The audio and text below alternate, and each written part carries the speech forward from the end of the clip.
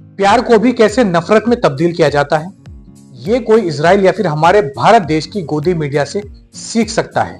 लोगों में अगर अमन है, प्यार है, तो उसको भी कैसे नफरत में बदलना है, ये आज की खबर के जरिए मैं आपको जो है बताना चाहूंगा। इसका एक जीता जाता एग्जाम्पल भी आपको दूंगा।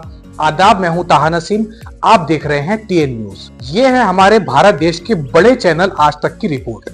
शनिवार को रिहा हुए 3 इजरायली बंधकों में से एक ओमर शोमटोव ने मंच पर जाकर हमास के लड़ाकों का माथा चूमा और मंच से भीड़ को फ्लाइंग किस भी दिया। वहीं घर लौटे बंधक ने दावा किया है कि उन्हें ऐसा करने के लिए हमास के ऑफिसरों ने मजबूर किया था। हमास ने शनिवार को सीज फायर समझौते के तहत 6 इजरायली बंधकों को रिहा कर दिया है। इन 6 लोगों में से 3 इजरायली पुरुष शामिल हैं, जिन्हें आतंकियों ने नोवा संगीत सामोरा में बंधक बनाया था। शनिवार को रिहा हुए बंधकों में से एक ओमर शेमटोव ने मंच पर जाकर हमास के लड़ाकों का माथा चूमा था और मंच से भीड़ को फ्लाइंग किस भी दिया। वहीं घर लौटे बंधक ने दावा किया है कि उन्हें ऐसा करने के लिए आतंकियों ने कहा था। आतंकी मतलब हमास के जो ऑफिसर्स थे उनकी बात हो रही है। डेली एक्सप्रेस की रिपोर्ट के अनुसार घर वापस आने के बाद ओमर टोव ने दावा किया कि उसने बंधक बनाने वालों के दबाव में आकर उन्हें चूमा था और उसे ऐसा करने के लिए कहा गया था।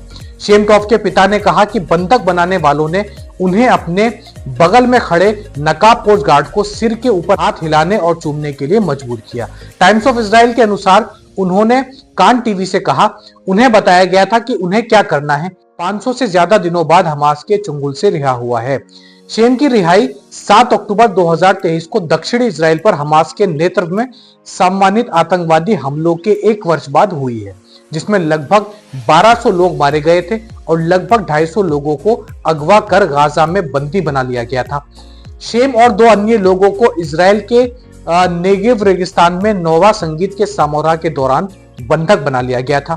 आपको बता दूं कि इन बंधकों के बदले इजराइल ने 602 फिलिस्तीनी कैदियों को रिहा किया है। इससे पहले गुरुवार को 4 इजरायली बंधकों के शव हमास ने रेड क्रॉस को सौंपे थे। यह पहली बार था जब हमास ने युद्ध विराम के बीच बंधकों के शव लौटाए। इजराइल ने स्पष्ट किया है कि जब तक डीएनए जांच पूरी नहीं हो जाती तब तक वो आधिकारिक रूप से उनकी पहचान की पुष्टि नहीं करेगा। इनमें एक महिला श्री बिबास और उनके 2 छोटे बच्चे भी शामिल थे। उन्होंने अक्टूबर 2023 में हमास ने अगवा कर लिया था। तो ये जो पूरी रिपोर्ट है आज तक की तरफ से जारी की गई है। इसमें इजराइल के एक टीवी चैनल का भी जिक्र किया गया है, जिसमें उस बंधक को जिसको हमास ने रिहा किया उसकी तरफ से ये गवाही दी जा रही है। बताया जा रहा है ऐसा कि उसने जो हमास के ऑफिसरों का माथा चूमा वह उनके कहने पर चूमा, यानी कि मजबूरी में चूमा। जैसा कि हमास के आतंकी, इंडियन मीडिया की तरफ से उनको आतंकी ही कहा जाता है। हमास के आतंकी ये चाहते हो कि उनका नाम अच्छा हो और वे लोगों को ये जता सके कि हमने इजरायली बंधकों का बहुत अच्छा ख्याल रखा है। लेकिन सोचने वाली बात यह है कि इसकी कोई भी वीडियो सामने नहीं आई है। हालांकि एक तस्वीर काफी ज्यादा वायरल हुई जिसमें वह बंधक हमास के एक ऑफिसर का माथा चूमते हुए दिखाई दे रहा है, लेकिन इससे यह साबित नहीं होता कि वह ऐसा मजबूरी में कर रहा है। तो इसलिए मैंने कहा था कि प्यार को भी कैसे नफरत में बदला जाता है। इस खबर से आप समझ गए होंगे।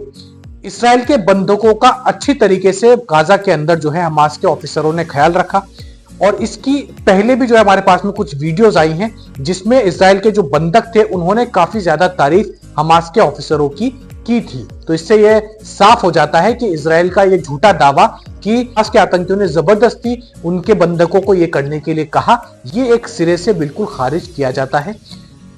इससे यह साबित हो जाता है कि हमास के लोगों ने इजराइल के बंधकों को बहुत अच्छे से उनके साथ व्यवहार किया और उनको सारी सुविधाएं भी दी जो एक शख्स को दी जानी चाहिए। हालांकि 1 साल तक उन्हें बंदी बनाकर रखा, लेकिन जब उनको रिहा किया गया तब वे कितने खुश थे ये आप उस तस्वीर में देख सकते हैं।